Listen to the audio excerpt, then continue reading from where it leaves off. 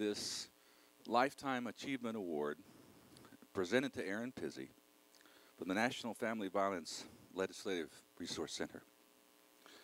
To Erin Pizzey, this award is simply an extensive expression of thanks from the millions of people everywhere who've been helped by you.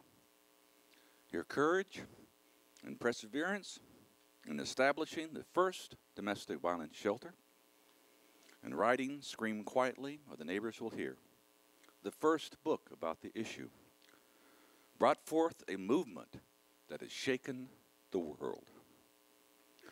Your continued involvement through your second book and your insistence on honesty and helping all victims regardless of gender continues to challenge and shape the professional and service community that came to be created because of your work. We're honored to present this small token to you for a lifetime of humanitarian achievement.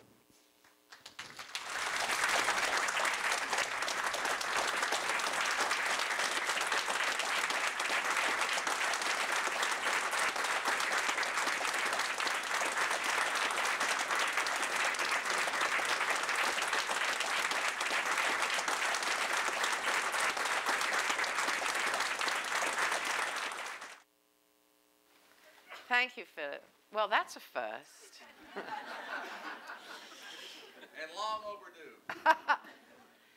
Well, I'm here today when Michael and John first contacted me and asked me if I'd come over. I was thinking about how best to use the time that I have with you. And I thought really, because I was in there at the beginning, and there's so little really known about the history of this movement, that I would simply come and tell you what it was like for a housewife with 2 children, a husband who was in television, 2 dogs and a cat, to suddenly find themselves in the middle of an avalanche of absolutely desperate women and children followed by their men.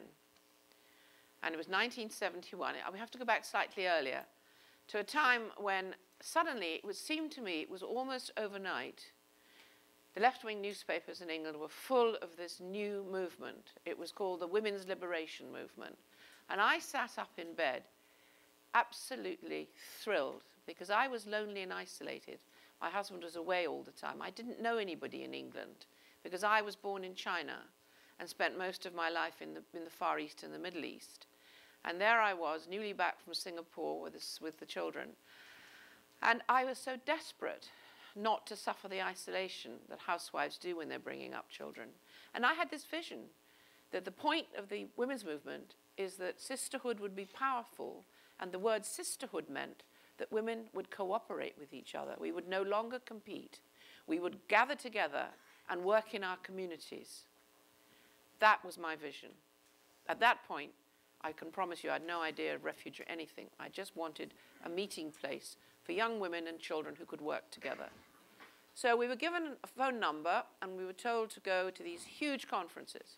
Now, this first conference I went to with some other housewives who were like me, we were told by the women on the platform, and it was a very intimidating experience for us because we had nothing, we had no knowledge of politics. We went with this hope in our heart that this was a movement that was going to be about women.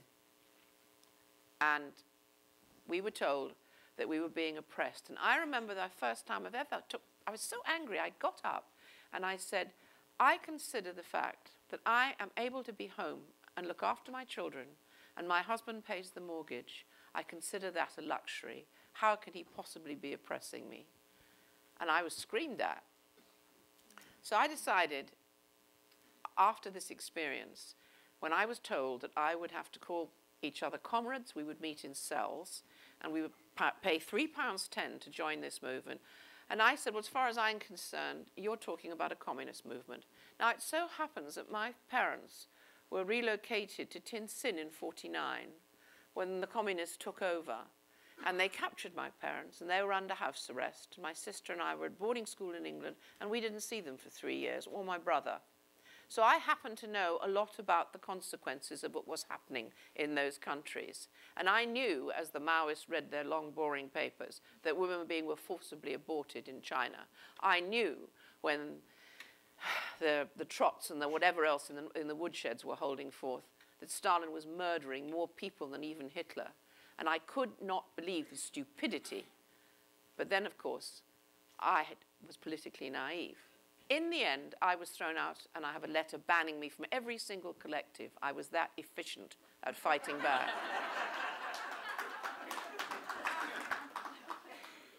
And I went off into Hounslow, which is next door to my house, which is a little area in Chiswick, and I bullied the Hounslow Council into giving us a tiny little house. It was completely derelict.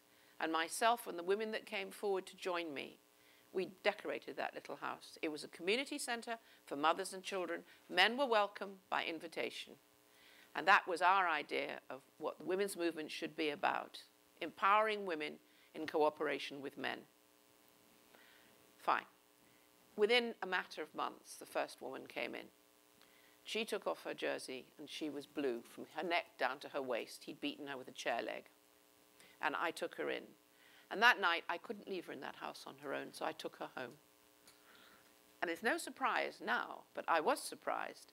Within a matter of hours, as I tucked her up in bed with her bruises in the top bunk of my son's bunk bed, there was big pounding on the door. At this point, my husband had come back from work. He said, "What happened today?" I said, "Oh, well, nothing, but there is a woman upstairs who's..." And the problem was, as I opened the door, because of this big pounding on it, there was Wally, her husband, going, "I am not a violent man," smashing his fist into his hand.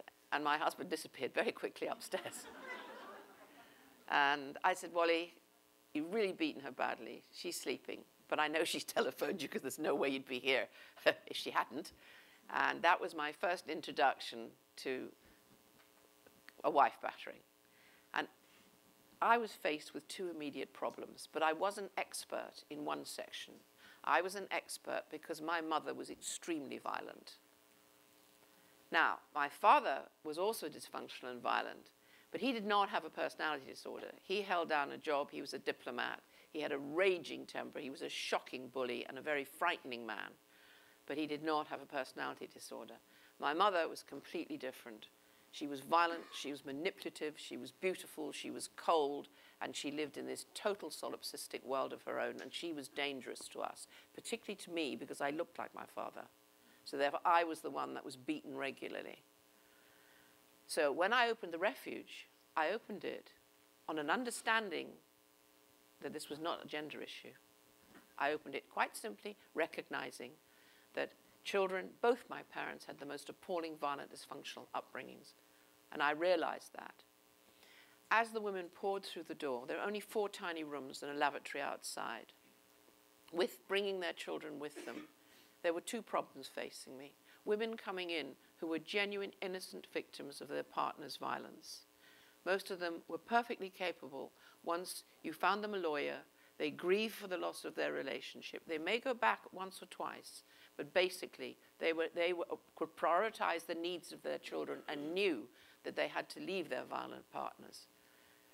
That was the woman who was an easy person to take into your refuge and to set on her feet and to help her through the system. The real problem were women like my mother's with severe personality disorders. They were coming in with their children. They were the despair of all the agencies. Everybody knew they existed, but nobody would do anything about it. They just sent them back to the violence. They came in, and I recognized that we needed a therapeutic treatment program for these women. Now, almost immediately, because the house was, as you imagine, grossly overcrowded, we had mattresses on the floor for the children at night, and the women slept with their backs up against the wall and their knees, on their heads on their knees to be able to sleep because there was no room otherwise. Well, what happened then was that first Neville Vincent, who owned Bovis, a big firm, came in and said, "What can I do to help you?" And I said, "We need a really big house." And he was a multimillionaire, and he said, "Go and buy one." So we did. But almost at that point, I recognized that behind these women, the men came, and I saw all the men. Whether they were supposed to be violent and all, I just said, it's very important that these children know that someone is taking care of their fathers. Because I recognize that for children, they are massively responsible for their parents. And if they suddenly lose their father, apart from the shocking effect on him, there's also the need of the child to feel that their dad's cared for. And I got a house at a peppercorn rent from what was then the Greater London Council in North London. And here's the beginning of one of my questions. Involved in the family, in this whole business of the refuge, were men who had huge amounts of money and were very willing to put their hands in their pockets for women and children. But when I went to the same men and said, I desperately need a house for men, some of these men are innocent victims of their partner's violence. I've got their partners, and we need to work with the father and the mother and the children. Please, will you help me run this house? Not a man would give me a penny for my man's house. And in the end, we had to let the house go because the avalanche of women and children coming in, I couldn't do it all. But almost at this point, the women's movement, and I knew this was going to happen with a horrible sense of inevitability. The women's movement never really took root like it did in America and England. It had no grassroots support, so they very quickly ran out of money. And they were looking for a cause, and they were looking for funding. And of course, domestic violence fell straight into their laps. And there was a point in time when I had always said the most important thing for the refuge movement, or the shelter movement as you call it, is that we don't end up with huge institutions, because then we'll stop caring for people. We'll be creating hostels and huge salaries and administrations. And we don't need this for shelters, because the people coming into the shelters are perfectly capable of being the staff. Just because you've had a bad experience in a relationship doesn't mean that you're incompetent to run things. So what happened then was that I knew that they would come, and sure enough, they were very well placed, both in most of the Western world, because the women's movement had already had legs and was running in America for quite a period of time. And they were very highly organized. They were Marxist separatists, most of them. And what had happened is that they had changed the goalposts on their left-wing lovers and partners and friends. And all of a sudden, instead of capitalism being the enemy, it was now patriarchy. And the women's movement split the left-wing movements everywhere, right the way across the world, actually. And in an odd way, what they did was to pave the way for Margaret Thatcher to come in, because the left really, in the end, just completely dissolved itself, and they ended up squabbling. But here was the women, and they had an ability now, and they had a cause, and they had funding, and very, very quickly, almost overnight, the women's movement moved into the shelter movement. And it was in about 1974 or 5, I was asked to go across to America, actually to Denver. I was invited by a woman I didn't know and knew nothing about, called Leonora Walker, who said she had a great interest in this subject. At that point, she was a marital counselor with her husband, Mort, and would I come and help her set up shelter in Denver? Well, I got to Denver, and this conference was going to go on, and it was all looking very wonderful, except that I suddenly realized that as far as Leonora Walker was concerned, the discussion was not going to be about children, boys and girls who are infected by domestic violence. And my theory that it's a learned pattern of behavior in early childhood. And it's not only early childhood. If you read the work of Dr. Bruce Perry, you know perfectly well that it's in the womb. That the fetus that shares the cigarette or the alcohol also shares the chemicals of rage and pain. And this is where all our efforts should really be concentrated. But we have wasted 40 years because we have been sidetracked into this completely spurious argument about the Y chromosome that creates potential batterers, rapists, and pedophiles. Forget the fact that there are also women pedophiles. But I realized at that point that this was the beginning of something that was going to go way out of my control. And I remember meeting you, Murray, around that time with Richard Gellis. And I remember, and you were beginning your researches, which you very quickly realized. And I remember standing there thinking, this is a terrible dilemma for me. because there's a desperate need for shelter. There are women out there. But even if a woman has a severe personality problem, and she's with a very violent man, she still needs refuge. She still needs treatment. Children still need care. The man needs treatment and care. That we must get the shelter moving. But the price that I paid was the fact there was nothing I could do by the fact that it was completely hijacked. So the whole therapeutic concept of the needs of victims of domestic violence went out of the window. And in came this savage hatred of men. And I used to warn, before I was kicked out of every single conference ever, the conferences, and say, movements born in hate will only ever create hatred. And from that time, in those early 70s, with those huge collectives where women were being brainwashed into this new war against men, and the standing up there and listening to statements like, the new family is women and children, the new family unit. The family is a dangerous place for women and children. And knowing that this is the mantra of communists, understood so well, Marx understood so well, that in order to subvert an entire society or a civilization, you must remove the man from the family. Because the man, given his wife and children, will devote his life to taking care of them. And his primary loyalty will be to his wife and children. It will not be to the state. And it was very effective, and it's still very effective. It has done untold damage in our countries, particularly in England, where because of our welfare state, it was easy to divert the money and the taxes that normally went to married couples were diverted into single-parent families. We have the biggest amount of single-parent families, second, I think, only to you, and to your country. And we also have a system whereby if you are a single-parent mother, you will automatically be rehoused and your rent will be paid and you will have an income. This means that, and also one of the dangers from that time on was as women were encouraged to see domestic violence as a fast track to divorce, as soon as no-fault divorce came in, which is in the early days of the refuge, it spiked as women raced into the courts to dump husbands, to keep the property, the income, and the children. And behind this was this driving force of how you could never trust men. Men were the enemy.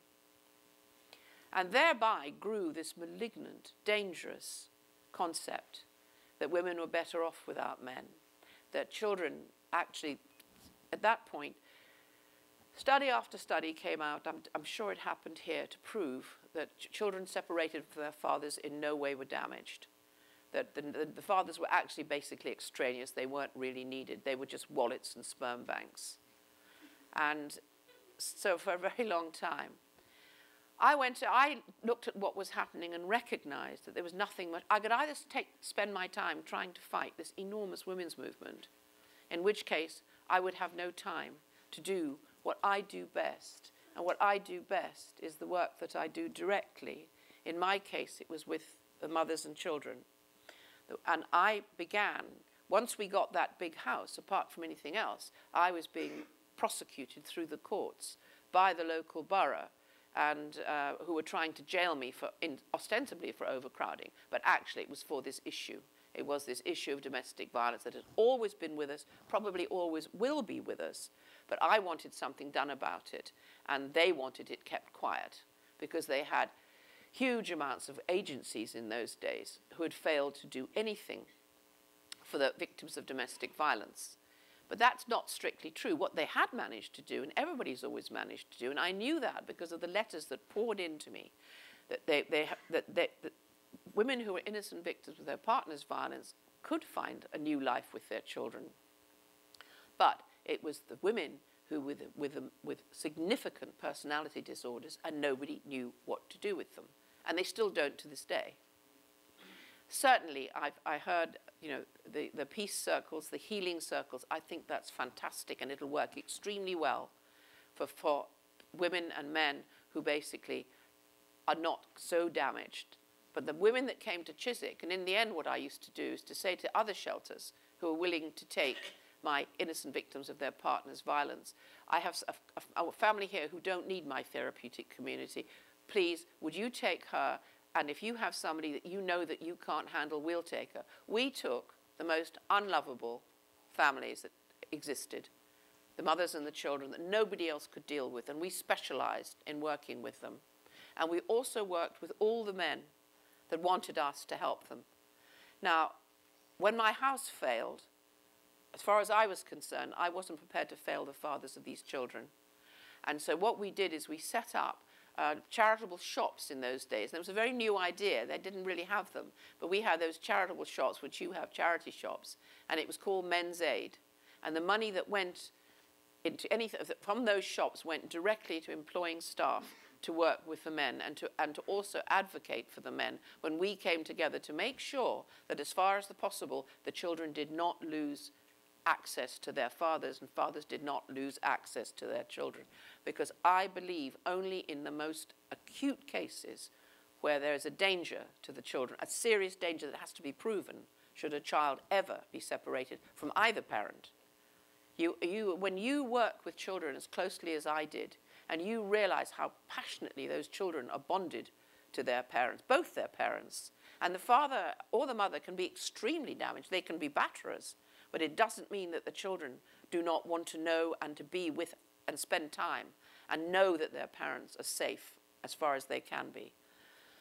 So what happened fairly quickly after that was I came back from America to face all these various court cases, but we were also fighting within the system to get people to understand that where a child is born into a violent family, either one or both parents who are violent, and they are distorted and disturbed by the violence that happens within the family, and often sexually abused, that the chances of that child growing up and the violence that is expressed in that child's life is such that very few are going to transcend this. The majority are not. They're going to become the next generation of children who grow up to find it impossible to make loving, trusting, warm relationships. And therein lies the problem. That what does society do to adults who have been so savagely abused as children? Society turns around and re-abuses them. We fill the jails, we fill mental hospitals, and we fill institutions with people who have had no choice and no chance. Chiswick, the idea of this big therapeutic community was it was the family you never had. And we're here to love the unlovable. And believe you me, some of them were unlovable. But you know that over a period of time, and we were aware of, apart from anything else, as soon as the mothers started to come in with the children, many of the fathers, many were feckless and they just faded away. Many were good fathers, they stayed. They became part of the communities, actually. And I was the biggest squatting agency in England. In those days, what you used to do is to take a huge number of mothers and children, at least 30, if you could, find big houses that were owned by the local councils and empty, overnight move in with your mothers and children, put the notice on the door which says this is a squat, you cannot remove us by law, you have to go to a civil court, and know that the borough is not going to take you to court because they can't put the mother and children on the street, they have to rehouse everybody. So we then owned probably something like 25 properties across the country. But nearby, in Richmond, I found the Palm Court Hotel, 47 private suites. It had been empty. It was sitting on the river. It was an ideal location for our mothers and children. And one night, 75 mothers and children, we all moved in. This did not make us popular. However, Richmond, the people of Richmond turned out my mothers were the best dressed. Their suites had the most wonderful furniture. And Palm Court became a beacon of what could be done when people took care of people. I had no committees and no boards. Men worked from the very beginning. The first bit of money that came in, I employed a good gentleman to immediately work with the children. Thereafter, men in equal numbers worked in the refuge along with the mothers and children and myself and staff. It was a big, warm, rumbustious family. It was, I used to say, you cannot mother, you have to mother the mothers so they can mother their children. My mother was never mothered. She had absolutely no ability to relate to children at all. In fact, she didn't even like children because she'd never been mothered, I was never mothered, and I found it a struggle to mother myself. The women coming into the refuge, many of them were coming from the same background. We did a lot of co-counsel. If the men wanted to and the women wanted to reconcile, we helped with the reconciliation. We had our own supervised access. If the court said no, and we agreed, yes, he needed help to be around his children because he has a temper that it's fine. We'd arrange so that he could at least see his children. An extraordinary attitude. I remember Richard, who was a lovely little boy, he adored his dad. His dad was an enormous alcoholic, reeling around. And because when he was very drunk, he could be very abusive. And I remember Richard was in a children's home before he came to me. And of course, they wouldn't let the father anywhere near him. And I remember saying to the man running the children's home, why not? Richard's always known his father drunk. He's not scared of his dad. As long as he's in a safe place, why can't he see his dad? Well, he's an alcoholic. So it doesn't mean Richard doesn't love his dad and his dad doesn't love Richard. So I used to take him to see his dad reeling around. But, you know, I got on extremely well. We cannot use legislation and we cannot use mechanical means to deal with human beings because the primary thing of every person is to love and to be loved and to know how to love and how to be loved. And if no one's ever loved you, how do you know how to love? And that was a very simple concept. I always thought Freud had described the unconscious. And I look at people, and I look at you sitting in front of me, and I see you like the tip of icebergs. And underneath is a whole part of yourselves that even you don't know about.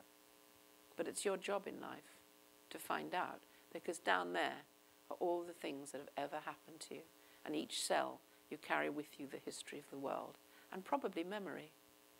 There's no reason not to. My job, as the women came in and asked for help, even the worst, even the ones that everybody had given up on, you look at that person, made in God's image and potentially divine, and you let them know that that is who they are.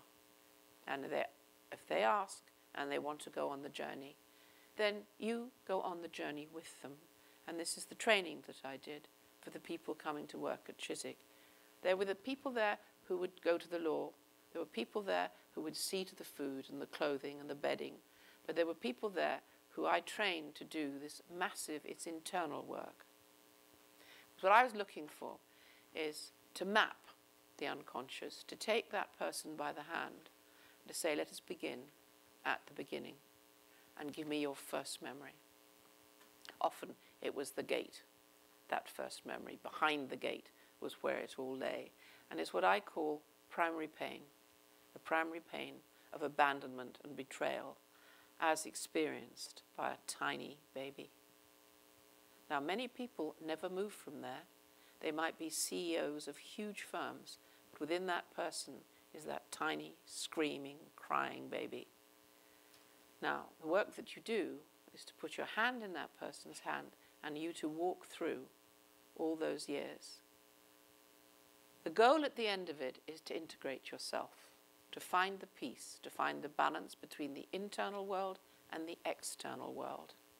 And once you find it, and you find that peace within yourself, you can then forgive your parents and you can forgive yourself. And that is what I'm looking for.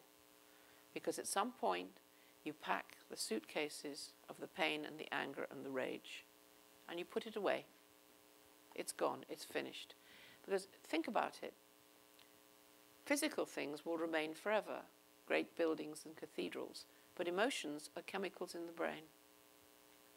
And all you do, if you keep going back into those emotions, is set off chemicals in the brain of pain. You can't ask, and I remember my first lesson was when I lost Christopher. He was a 13-year-old boy who'd come in with his mother. I loved that boy. He was strange, stick-like figure, very studious, very clever, and he wore great big spectacles. And he just shook all the time. His father was very violent and hated him. And I had a place. I didn't put him through the program for the children because he'd had a seizure And the refuge was huge and bustling and enormous. Sometimes there were 100 people, mothers and children, in 9 rooms. And he couldn't cope with the noise, I thought. And what I did was I met my own needs through him. I was trying to rescue him, and I had no right to do that, I realized, far too late. We had a place in a house in Bristol that we owned. And I took his mother and the 3 children down there. And Christopher blossomed. He loved that house. He was in school locally, and there was this strange child who was so isolated. He'd come back at lunchtime. In those days, they were doing the bump, and he'd put the record player on vinyl, and he'd do the bump and the twist, and he'd just dance in the kitchen.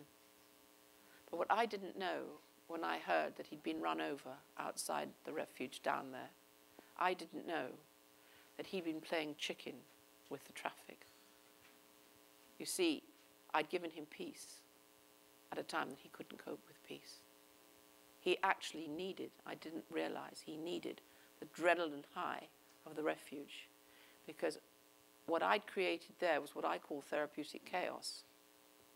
And the therapeutic chaos was replacing the chaos, the adrenaline high of the dramatic violence within the family, which is a huge drama going on. And I'd bypassed that, and Christopher died. He ran in front of a lorry. The only thing I can say for that is that I hope that what I learned from him and from my mistake is that I was able then to recognize that I had to seriously consider the therapeutic community that will help victims of domestic violence, who are victims of their own violence. And this is what I've always said. You're looking at innocent men and women of their partner's violence. They are still able to cope. They can move on with their lives, and they will move on with their lives. Yes, their children will be damaged, yes. But the people that we really need to help and we need to talk about are people who are victims of their own violence, coming from their own backgrounds of sexual abuse. All this was going on, and this time I'm not going to talk in depth about my therapeutic work, because really I'm here to tell you about how the vision became distorted. My vision was what I was doing, the therapeutic community. But growing outside was this massive women's movement. Now, they had the time and the expertise, and many of them were academics, to begin all the training programs which they did. And they brought in to, as they did here in America, in Australia, and every other country, the brainwashing techniques to the police, to the judiciary, to the legal system, anywhere that this explosion of evil behavior had all to be put at men's feet. That anything that happened, the mantra was, all women are innocent victims of men's violence. Women are not capable of violent behavior. When you look at it in the cold light of day, it is so ludicrous. I sometimes can't believe that whole countries, whole judiciaries, whole judges can actually sit and swallow this. What is it? Why do they want to believe it when it's so patently and obviously untrue? I used to stand on platforms in America and say, I can't be the only woman in this country who is absolutely responsible for my own violent behavior. There'd be actually, it's interesting how far it's come. First of all, I think this is the most historic conference that ever will be. It's never going to be like this again. This is a one-off because this is a tipping point that we're coming to. I notice in England, more and more and more, the subject of domestic violence towards men is now discussed openly. It's in newspapers. It's not joked about. It's written seriously. I refuse to get into the how many times did he hit her or did she hit it, because that is absolutely not the issue. The issue is it never was a gender issue. It was hijacked by the feminist movement because they wanted a just cause and they wanted funding. And this whole movement, this whole persecution of men is about money. It's about jobs for the girls. And in the refuge movements, men cannot work in those refuge movements. They cannot sit on the board. And above all, they cannot work in the refuge. And that bothers me because children are deprived of good, gentle male models. Boys over 12 can't go into refuges. How can this be allowed to happen? What does it do to a boy child, the age of 12, who is separated from his mother and his children? What does it do to the mother? What does it do to his sisters? And this is done, and public taxes are paying to do this. It is unbelievable. My concern is that this evil empire somehow has to be brought down. It does. And we cannot go on the ground level going, he did it, she did it, he said, she said, because we're wasting our time. This has been a very successful political coup over a long period of time. And their solution was political, ours has to be political. And I'm pleased to hear from people here who are already very busy and deeply embedded in making all the changes that are needed. We are going to look back on the last half of the century and the beginning of this as the dark ages in human relationships. We are going to look back at the desperate damage done between men and women. We are going to look back at a whole generation of 40-something women who will never be married and will never have children. I see them all the time. Why should men marry when the likely outcome for him is that he will lose everything, and above all, he will lose his children? On the very rare occasions I've ever had to take children away from a mother or a father, it is the most gut-wrenching thing you could ever do, and I will only ever do it when I believe the only safety and sanity for the children is that it must be done. Far too easily, fathers, well, we know, I was speaking to I'm preaching to the converted. I said to somebody at lunch today, I'm surprised you're still sane. I know many men who aren't. They are pushed so far over the edge. And people say, oh, well, you see, but women don't behave in the way that men are behaving. Look at Fathers for Justice. He said, no, well, why should women behave that way? They keep everything. They don't lose. Men lose everything. The most frightening country in the entire world is Canada. It is frightening to have to even go there.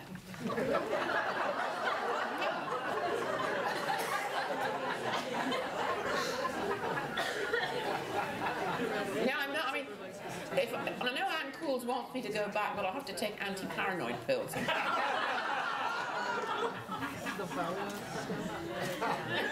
The grip on that country of this evil empire is so intense. And I just remember getting into a lift, and this man was in the lift, and he flattened him up against, I'm an old woman, and he flattened himself up against the wall, and I came out and I said to Anne Cools, what on earth was the matter with that man? She said, it's a policy. If a woman's on her own in a lift, a man doesn't get in, because the chances are she can very well claim that he's made a pass at her. It's that bad there. And there is a climate of fear, and going from men's group to men's group to men's group, and listening, seeing men without their passports, without their I must say, thank God I live in England, because the English law, you are innocent until you're proven guilty, and even...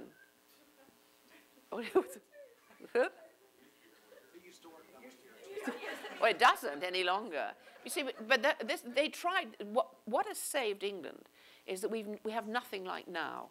I mean, now is so effective that when the last time I came to San Francisco, they'd put out this directive that no women's groups in San Francisco could host me, because I was coming here to actually speak to women's groups. So I sat in this hotel, a Holiday Inn, on my own in San Francisco, with nobody, because they were just too frightened to come. A few women did sort of creep in.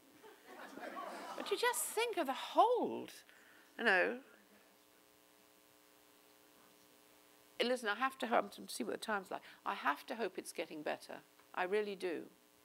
But you're up against a billion-dollar industry, owned and run by women, for women, and jobs for the girls. There are, within the shelter movement, there are some very good shelters here in this country, but within the shelter movement, there are women who know perfectly well that they are failing a large section of women who most need them. And they care, and they do mind, and they will come and talk to me. But they always say, I can't do anything because I'll lose my job. I went to listen to Pat and her co-ed concept. I take my hat off to Pat. I would not like to try and have a co-ed men coming into a shelter where women with severe personality disorders. Oh, no, no, no, no, no. They'd eat them alive. On a more serious note, you know, we have to really design and create these therapeutic communities because people deserve a second chance. The only reason I didn't end up repeating my parents' pattern was that I had a mentor. Thank God the communists arrested my parents and kept them for 3 years. Well, no, really, because we were in a children's home for parents, for people whose parents were abroad, and Miss Williams was this enormous, she was 6'7", she was huge, powerful woman. She used to drive ambulances in the war. And I used to look at this woman who was running, there was 40 of us, boys and girls, and I used to look at her, and she was a golf champion, she was a magistrate, she was what I thought, I want to be like you. This woman, she taught me woman's power. She had a huge sense of humor. She had a wonderful way. She treated us like puppies. She didn't waste her time lavishing affection on us. She just fed us and hugged us and put us to bed. We got up in the morning. But this is what I was given a second chance. That, and I was born, and I was about 3.5 when I had a vision. And I've always had a passionate relationship with God. Not organized religion, I'm not comfortable, but with God, all paths lead to God as far as I'm concerned. And love is the answer to almost everything. And the whole thesis of the mothers and kids coming into the refuge was that here was a place where the Shekhinah was, the loving face of God. Huge amount of laughter, huge amount of affection. And that's the way back, that's the healing for all of us. But until we take most of the cases where you have these severe personality disorders out of the courts, there's very little chance that anything can be done. Because this particular behavior models, they can manipulate their way. I always call it the circus. You'd see her coming through the doors of the refuge with her circus behind her. The doctors, the dentists, the psychologists, the psychiatrists, everybody. And the solicitors and the barristers, and she'd have this entourage that she'd run rings round. And at the back of it all would be her poor, exhausted husband, who was beside himself. You know, they talk to me about how 2 women are killed every week in England by their partners. 1 man is killed, but they don't account for the 3 who commit suicide every week. I know those men, and I know why they kill themselves. And it is never, never recorded. We've wasted, I just have this feeling of this wasted time of years when we could not, I wrote a comparative study of the first 100 women that came into the refuge. 62 were as violent as the men they left. I said, most of these relationships, both parents are involved in the violence. It's not one or the other, it's both. I couldn't get it published anywhere. It's time for me to finish, but I would just say the one thing was interesting, that Professor Viano from Washington University offered to publish it in Victimology, his big magazine, his paper. On the night that it was to go to print, the hard disk of his computer was shattered.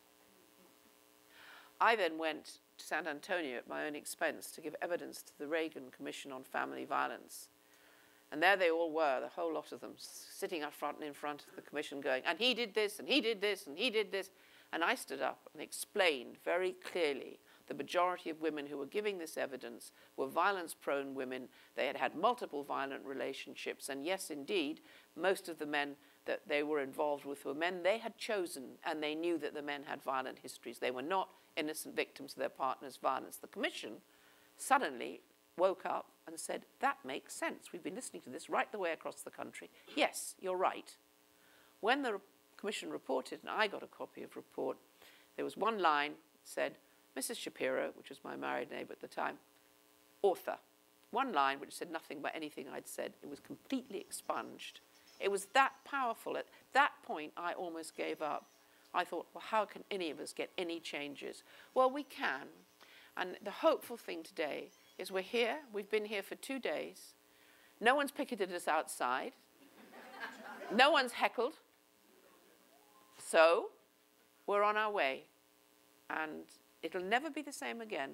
This is the first time that I've been able to speak about domestic violence being not a gender issue in a safe place to an audience who are listening to what I have to say. And thank you very much.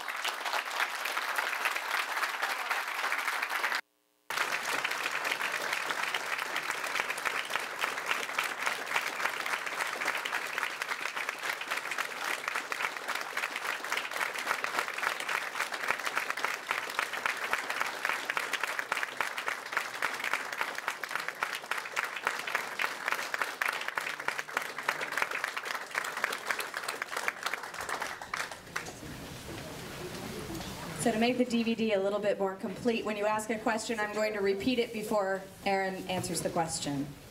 Yes? Erin, in your second book, From to Violence, you observed about half of the women and children behaving in a way that you called addicted to violence. I remember. Yes. And now, 30 years later, how do you think about that, or maybe you still see it as the same proportion? That's going to be hard to repeat, so actually I'm just going to hand you this. I changed my mind.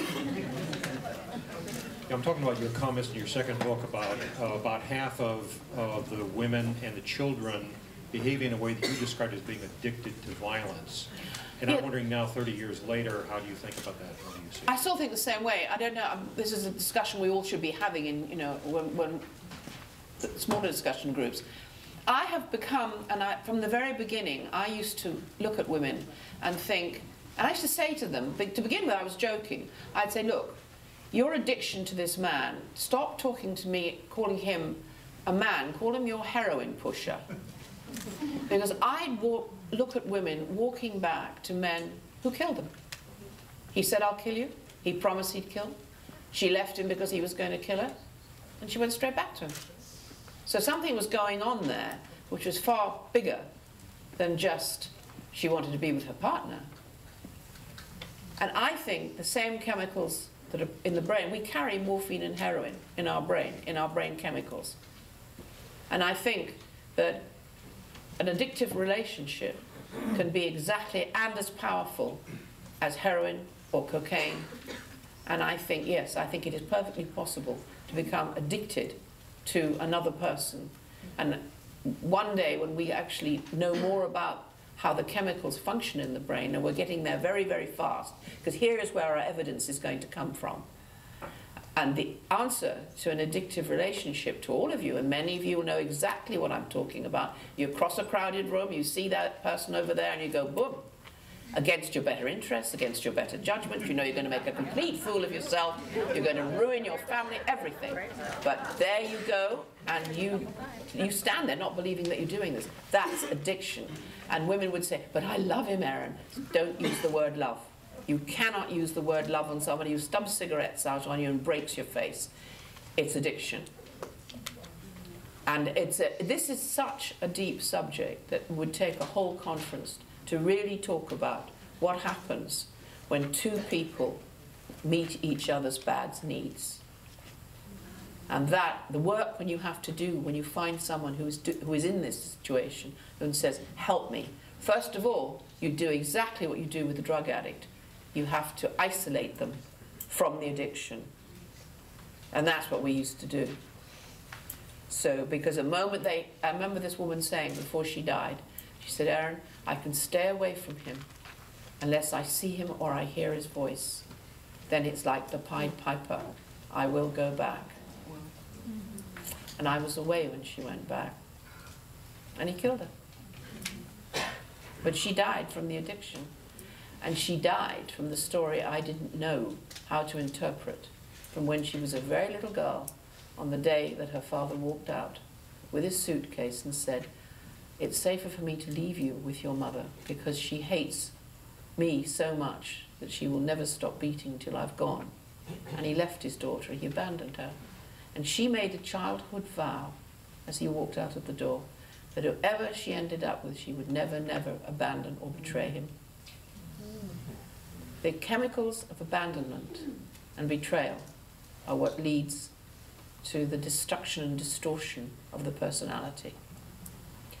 The evil cradle, that our violence that happens. You're so right, Murray.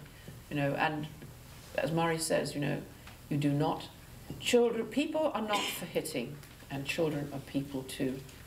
That comes from America, and it's so important. The violence begins in the womb, and we have to educate, educate, educate. For people to understand and take responsibility to what they do to their children. Is that not? Okay, stop.